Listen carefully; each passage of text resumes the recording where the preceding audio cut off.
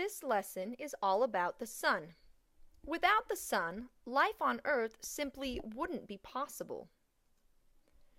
A long time ago, there was a large empire called the Roman Empire, and they ruled the Mediterranean.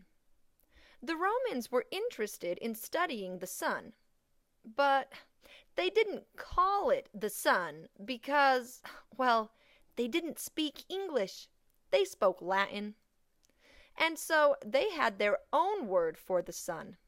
They called it sol. And that is where the word solar comes from. Psst! This is something you need to write down in your guided notes. You can always pause the video or restart it by pressing the space bar. You will see the word solar a lot in this course. There is the solar system, solar power, solar eclipses, and so on. All of these phrases are referring to the sun. Let's take a few minutes to discuss some basic facts about our sun. You should be recording these facts in your notes. First, the sun is old. It has been here for a long time. It was here before the dinosaurs and even before the moon. But it hasn't been here forever. Scientists estimate that the sun is 4.6 billion years old. Oh, wow, that's a lot of birthday candles. The sun is big. To help put it in perspective, I want you to think about your home planet, the Earth. The Earth is pretty big. If you don't believe me, try walking from one side to the other. It takes months. When you look into the sky, you can see the sun. It looks like a small orange circle. Because of the way it looks, ancient humans believed that the sun was much smaller than our planet. However, this isn't true. The sun only looks small because it is so far away. The sun is actually gigantic. By comparison, our own planet is nothing more than a tiny speck. In fact, you would be able to fit 1 million Earths inside of the sun. It kind of makes you feel insignificant, doesn't it? The sun is far away. I want you to imagine that you are in your spaceship of science exploring the sun. But now it is time to return to planet Earth. The trip home would be a long one. First, you would pass the orbit of Mercury. Then, you would need to pass the orbit of Venus.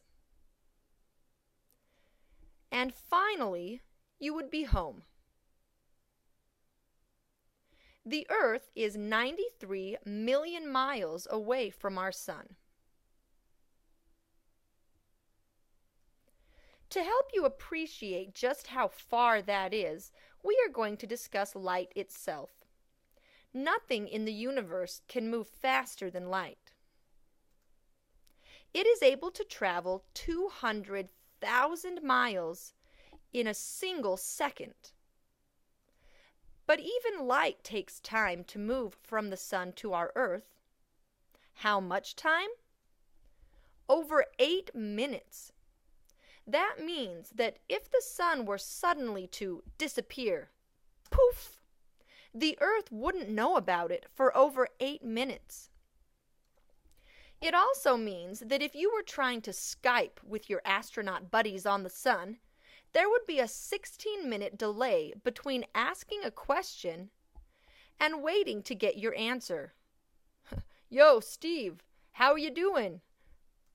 Tick, tock, tick, tock, tick, tock. Oh, I'm doing good. This time delay makes it difficult for scientists to use remote-controlled probes on other planets. So, what is the sun made of anyway? The recipe for the sun is quite simple. There are only two major ingredients. Our sun is composed almost entirely of hydrogen and helium. These atoms are the simplest atoms in the universe. But in order to ignite, the sun also needed energy to trigger a nuclear reaction deep within its core. This involved a lot of heat and pressure. The core of our sun has a temperature of 15 million degrees. Our last fact involves gravity. How much would I weigh on the sun?